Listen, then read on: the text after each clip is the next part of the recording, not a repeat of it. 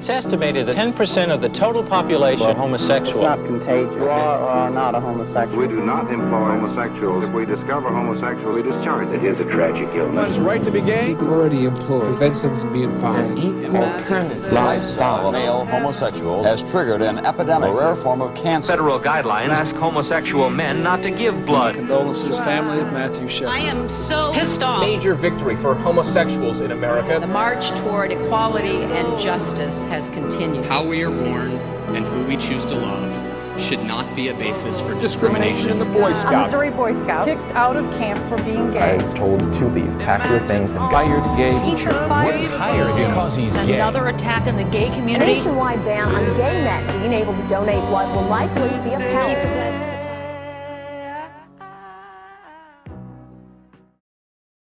Homosexual is a term that applies to any being that finds him or herself sexually attracted to people of the same sex. In recent decades, homosexuals, or gays as they have come to be known, found themselves placed in the spotlight for several different reasons. Among these reasons, marriage equality, military treatment of homosexuals, and the AIDS epidemic. All of these issues explore the rights of this commonality and the responsibility of world governments to uphold these rights. In recent decades, homosexuals found themselves targeted due to an outbreak of acquired immune deficiency syndrome. The first cases of what would come to be known as AIDS were reported on June 5th of 1981. When first reported, the term AIDS was not used or even known. The symptoms indicated that the disease they had attacked their immune systems. It was found that the new disease was prevalent in gay men. By the end of 1981, 270 cases of severe immune deficiency were reported in gay men, and 121 of those men died. The AIDS epidemic in the United States proved to be one of the greatest plights the gay community and America as a whole has faced. Due to AIDS being in mostly gay men, it gave turn-of-the-century America a reason to target the gay commonality. Though AIDS affected people from all walks of life, it attached a negative stigma to the homosexual community that will stay with it until current times. Nearly 30 million people have died of AIDS in the past 30 years. In the United States, gay men continue to account for the majority of HIV cases, and the epidemic continues to be fueled by the promiscuity of gay men. Years after the AIDS epidemic occurred in America, the gay community had to face another strenuous battle. In 1993, Don't Ask, Don't Tell was placed into effect by President Bill Clinton. Don't Ask, Don't Tell was a policy that stated military personnel could not be asked about their sexual orientation, and in turn they could not speak about their sexual orientation. The policy was a compromise to Ronald Reagan's complete ban on homosexuals in the armed forces. One of the first cases to challenge the ban was the case of Colonel Greeth Cammermere. Cammermere was married for 15 years with 4 sons when she realized that she was a lesbian.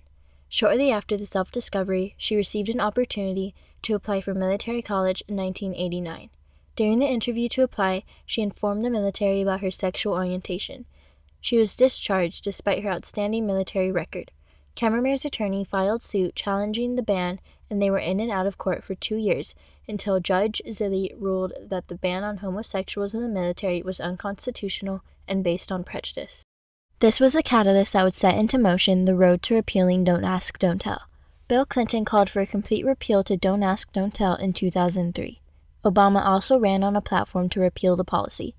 The attempt to repeal the act was successful in 2010 on December 15th. In the military, when I joined the Marine Corps, the prohibition for the military at the time when I joined was that any gay person was not allowed to serve in the military at all. And the prohibition was that if you were gay, then you would be disqualified from entering the armed forces. So I had to lie on my application, and that's what I consider discrimination. Because then in 1993, when President Clinton at the time signed the Don't Ask, Don't Tell law / policy, it was to allow gay people to serve in the military, but they were not to be open about it. So the don't ask part was that the questions were removed from the application, so they weren't asked about their orientation anymore. And the don't tell part was that people were not supposed to, or allowed, let me rephrase that, were not allowed to tell another person or a third party that they were gay. So in that sense, someone like me or someone who was joining the military, it was just saying you can join the military if you're gay, but you have to go to work every day and lie about who you are. Current news shows the ever-changing conditions that same-sex couples are being put through. Both sides of the argument are extremely valid, but when it comes to gay rights, it must be remembered that being gay does not make them any less human or any less American. It becomes an argument on whether gay rights are human rights. It also becomes a question of where does America draw the line between church and state. So as America is struggling to find out where they stand on the issue of gay rights, it is important to keep in mind that countries around the world are quickly finding theirs, with over 15 of the world's most influential nations allowing same-sex marriage. We are gathered here to celebrate love and harmony in every key, in every color. As I look out on this audience, I'm delighted to see the faces of 33 couples who've chosen this moment to celebrate their vows with us here in Los Angeles, and everyone watching around the world as witnesses.